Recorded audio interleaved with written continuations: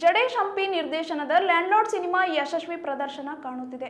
Duniya Vijay, Rajesh B Shetty, Rachita Ram ಹಾಗೂ ಉಮಾಶ್ರೀ ಪ್ರಮುಖ ಪಾತ್ರಗಳಲ್ಲಿ ನಟಿಸಿರುವ ಈ ಚಿತ್ರ ಪ್ರೇಕ್ಷಕರ ಮನ ಗೆಲ್ಲುವಲ್ಲಿ ಯಶಸ್ವಿಯಾಗಿದೆ.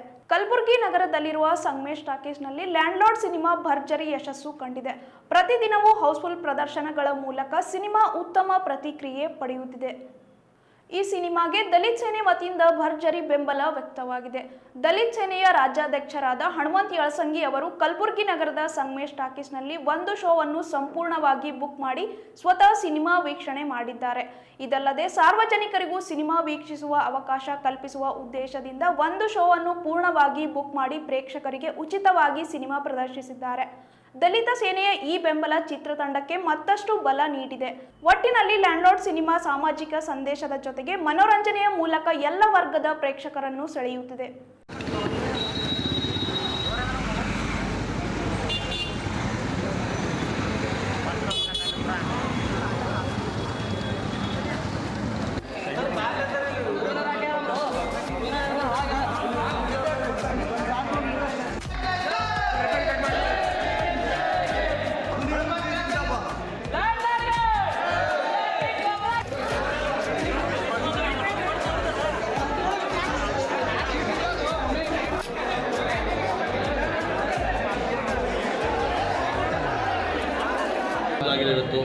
ಹೌಸ್ಫುಲ್ ಮುಂಜಾನೆ ಭಾಳ ದೊಡ್ಡ ಪ್ರಮಾಣದ ಗಲಾಟೆ ಆಯ್ತು. ಇಲ್ಲಿ ಸೀಟಿಗೆ ಕೂಡ ಜಗಳ ಆಯಿತು, ಕಂಟ್ರೋಲ್ ಮಾಡಿದ್ದೀವಿ. ಇದೊಂದು ಅದ್ಭುತ ಸಿನಿಮಾ. ಈ ಪ್ರಜಾಪ್ರಭುತ್ವ ವ್ಯವಸ್ಥೆ ಒಳಗೆ ಪ್ರಜೆಗಳೇ ಸುಪ್ರೀಂ ಅನ್ನೋ ಮಾತು ಈ ಸಿನಿಮಾದಿಂದ ಕಾಣ್ಲಿಕ್ಕಾಗ್ತದೆ. ಯಾರೋ ನಾವು ಬಲ್ಲಾಡಿರ್ತೀವಿ,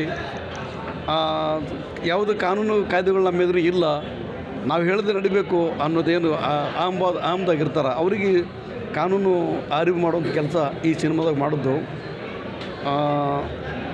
ಕಾನೂನು ಮೀರಿ ಯಾರು ನಡೀತಿರ್ತಾರ ಅಂಥವ್ರಿಗೆ ಏನಪ್ಪ ಅಂದ್ರೆ ಕೊನೆಗೆ ನಾವು ಕೊಡಲಿ ಹಿಡಿಬೇಕಾಗ್ತದೆ ಅಂತ ಹೇಳಿ ಕಾನೂನಿಗೆ ಪರ್ಯಾಯವಾಗಿ ಕೊಡಲಿ ತಗೋಬೇಕಾಗ್ತದೆ.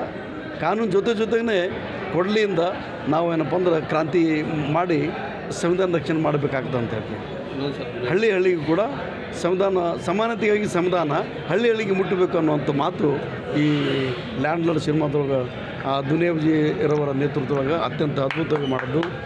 ಇಲ್ಲಿ ರಚಿತಾ ರಾಮ್ ಅವರು ಮತ್ತು ದುನಿಯಾ ವಿಜಯ್ ಸರ್ ಮಗಳು ಆ್ಯಂಡ್ ಉಮಾಶ್ರೀ ಮೇಡಮ್ ಅವರು ಭಾಳ ಅದ್ಭುತವಾದ ಒಂದು ಟೀಮ್ ಕೆಲಸ ಮಾಡೋದು. ಸಮಾಜಕ್ಕೆ ಒಂದು ಒಳ್ಳೆಯ ಮೆಸೇಜ್ ಕೊಡುವಂಥ ಸಿನಿಮಾ. ನಾವೆಲ್ಲ ಬಂದಿದ್ದೀವಿ, ಪೂರಾ ದಲಿತ್ ಸೇನೆ ಟೀಮು ಗುಲ್ಬರ್ಗ ಡಿಸ್ಟಿಕ್ ಕಡೆಯಿಂದ. ಭಾಳ ಖುಷಿ ಅನ್ನಿಸ್ತದೆ ಸರ್. ಇನ್ನೊಂದು ತುಂಬ ಆತ್ಮೀಯರು ನಿಮಗೆ ಇಲ್ಲ, ದುನಿಯಾ ವಿಜಯ್ ಅವರು ಸಾಮಾಜಿಕ ಕಳ್ಕೊಳ್ಳೋದಂಥ ಒಬ್ಬ ಅಪ್ರತಿಮ ನಟ. ಅವರು ಡಾಕ್ಟರ್ ರಾಜ್ಕುಮಾರ್ ಅವರು ವರ್ನಟ ಅಂತ ಏನೋ ಹೆಸರು ಪಡ್ಕೊಂಡ್ರು. ಸಾಮಾಜಿಕವಾಗಿ ಇದೇ ಥರದ ಸಂದೇಶಗಳು ಕೊಡುವ ನಿಟ್ಟಿನೊಳಗೆ ರಾಜ್ಕುಮಾರ್ ಅವರು ವರ್ನಟ ಅಂತ ಆಗೋದು. ಅದೇ ನಿಟ್ಟಿನೊಳಗೆ ಒಂದು ಸಾಮಾಜಿಕ ಅನಿಷ್ಟ ಪದ್ಧತಿಗಳಿಗೆ ದುನಿಯಾ ವಿಜಯ್ ಧ್ವನಿ ಎತ್ತಿ ಒಂದು ಶೋಷಿತ ಸಮಾಜದೊಳಗೆ ಯಾವ ಥರ ಶೋಷಣೆ ಆಗ್ತಿತ್ತು ಬಡವರಿಗೆ, ರೈತರಿಗೆ, ಕೂಲಿ ಕಾರ್ಮಿಕರಿಗೆ, ಮಹಿಳೆಯರಿಗೆ ಅನ್ನೋದ್ರ ಬಗ್ಗೆ ಇದ್ರೊಳಗೆ ತೋರಿಸೋಕ್ಕೆ ಪ್ರಯತ್ನ ಮಾಡೋದು.